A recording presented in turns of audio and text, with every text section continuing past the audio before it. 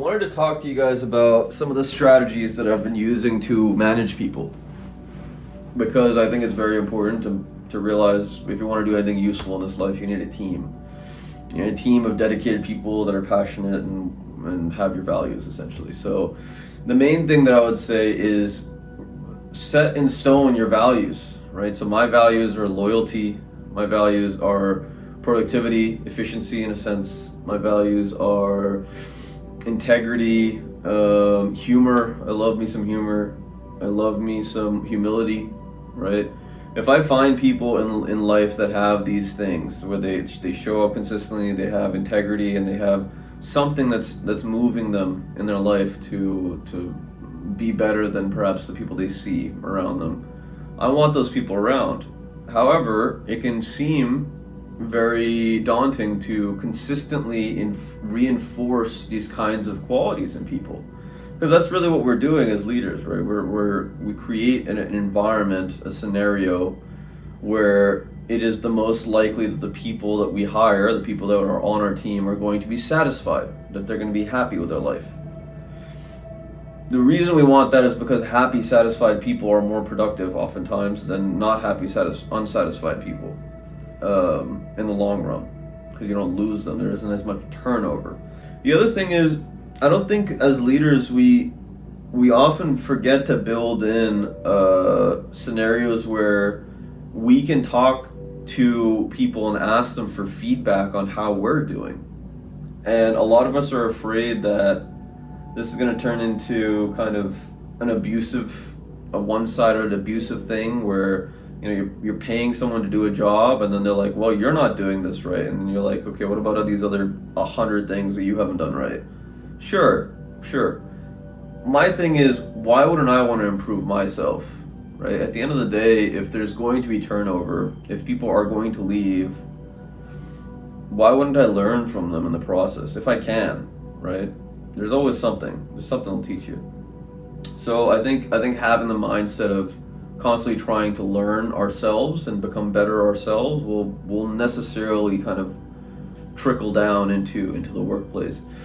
But also, I like discipline. I've been called old school in a sense, because they're like, well, dude, I was 15 minutes late to a meeting. Like, you're not gonna talk to me anymore? It's like, yeah, bro, I have other people in my life that aren't ever late. That are way younger than you and we have way more responsibility than you, right? Like, you show up late, fuck off, right? People are like, wow, that's really old school. Like, you should change that. You should. No. Okay. There is definitely some qualities that I have that are very old school, that are very set in stone, and then when people cross certain boundaries, I make sure that it's known to people, nah, that ain't right, and you will not do that again. If you do, we'll have consequences, for sure. Guaranteed. But that doesn't mean that if someone has a kid's graduation coming up and it's like one of their first kids to graduate or whatever, and they have to go and see their kid for an hour, and I'm maximumed out at the office, or I don't necessarily need the entirety of that person's soul for that hour or so, and they're gonna clock out and clock back in, meaning I don't have to pay them for when they leave. I don't see the issue in treating people like human beings. Really. Because at the end of the day, like, it's not always going to be structured. There's definitely going to be days where it doesn't all fit perfectly. Like, there's definitely going to be days where technology's not working correctly, or you have a bad customer, or you order supplies and they don't quite turn out the way that you want them to. And this applies in any scenario, any sort of leadership scenario. If you're worth your shit, you're probably thinking about these things. So it's why wouldn't you want to have people around that know that you're human, and they know that you know that they're human, right? Like, okay, we're all going through some shit. Let's laugh about it and keep going. I think good managers keep good employees. If you are losing good employees, that means that but you're not probably a very good manager. Really. So it all comes down to these social skills. I mean, I made this entire channel to Rabify about emotional intelligence because I believe so strongly in its power to indicate success in any capacity. Like, the most successful people in life are, in my opinion, the most emotionally intelligent people, because we know how to self-soothe, we know how to manipulate situations to work in our favor, or at least be positive in a sense. We know how to make other people feel good about themselves, thus increasing their productivity. It's like the ultimate support role is like someone that's emotional intelligence is high, right? Because we fit in where we need to fit in, and where we don't want to be, we know we don't want to be there, so we leave. You know, and emotionally intelligent doesn't mean, as I may have alluded to before, that you're just always rolling over and doing what other people want you to do. It's like, fuck that. Why the hell would I do that? Right? I have a life, I have a soul, I have things I want to do. So either you do them, or you allow other people to sidetrack you and not do them, and then feel shitty about that other person, whereas the fault was always ours, that we didn't stop that other person from taking our time or whatever. The other thing is, when people are, so there's this thing where when you're paying someone hourly, or when someone's on your team and they seem at least outwardly very comfortably aloof, in a sense, that they're not working towards what you would expect them to work towards, the buildup of trust is very important there. Because chances are, if you think about it, if you yourself were working for someone, and hopefully you're someone that works hard and has integrity and cares, I assume you are because you're watching this channel, if you were to take a break and your boss is looking, oftentimes, like, I wouldn't personally ever take a break when my boss is looking if I knew that I should be doing something else.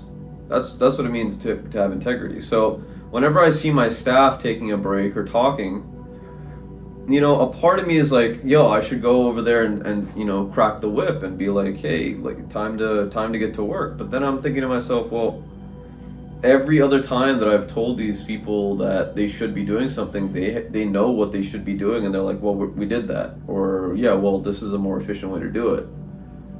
Right? There's a level of trust that's required so that we're not constantly micromanaging. There's managing at a larger scale, right? People come to you for issues, you're passively, perhaps actively solving impending problems, right? And then there's micromanaging where it's like, okay, you didn't pick up this thing correctly. You pick it up the way that I tell you to pick it up. Well, it's like, okay, if you're micromanaging, you're probably not building in any major capacity.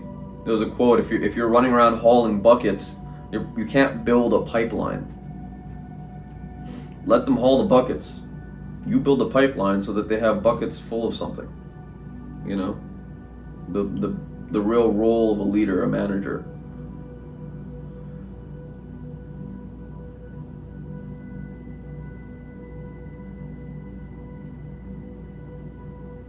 The other thing that I like to do a lot is, and this actually probably pisses people off because it's almost like a parenting technique, but I think it's really useful in the sense that you'll always have people that are learning things, is whenever I find someone that has a particular talent or a particular interest, I try to go out of my way to create at least one opportunity or project for that person to nurture that thing.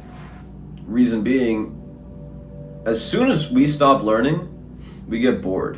And as soon as we get bored, we start looking for other things to do. So there's no point in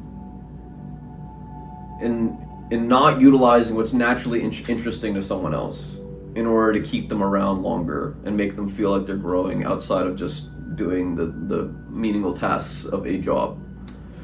So always, and even if the project isn't moving like 1,000 miles an hour, you know, to every now and then bring it up to signal to them like, there's more to this. than just making money or just doing this thing, you know?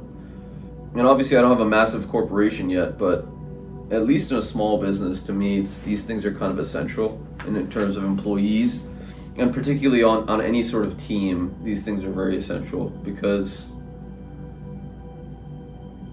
life is hard, life is long, and work can be really, really tedious sometimes, and it's our job to kind of break that up and give people a slice of life back as good manager leaders. So hopefully this has given you something to think about.